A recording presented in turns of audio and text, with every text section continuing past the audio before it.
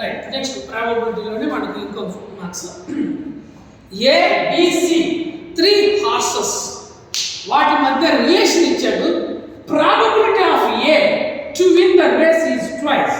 అంటే P of A is equals to 2 P of B. ఇంకొక relation ఏమి ఇచ్చాడు మనకు? Probability of B is twice that of C.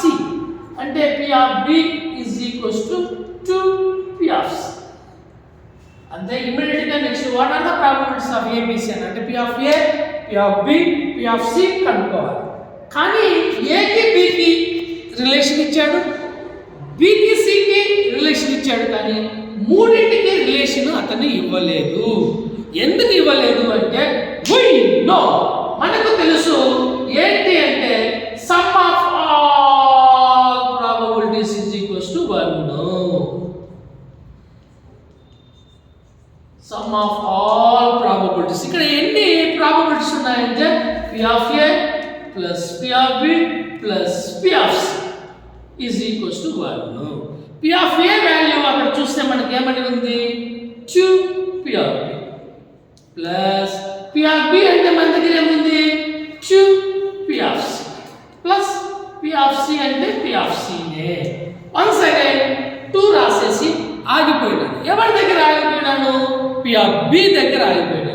ఎందుకంటే P of B అంటే P of B కాదు, 2 P of C plus 2 P of C plus P of C.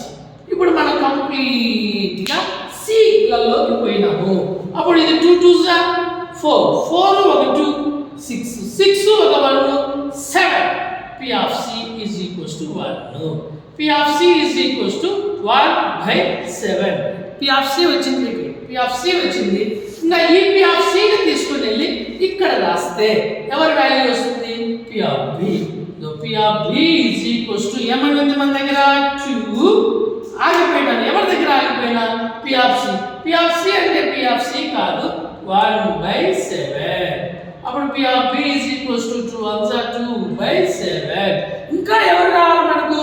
P of A కావాలా? P of A is equals to ఏమని ఉంది అక్కడ? 2. P of B అంటే P of B కాదు, ఎంత వచ్చింది మనకు? 2/7. P of A is equals to 2 2s are 4/7. So P of A, P of B, P of C. So ఇది మనకు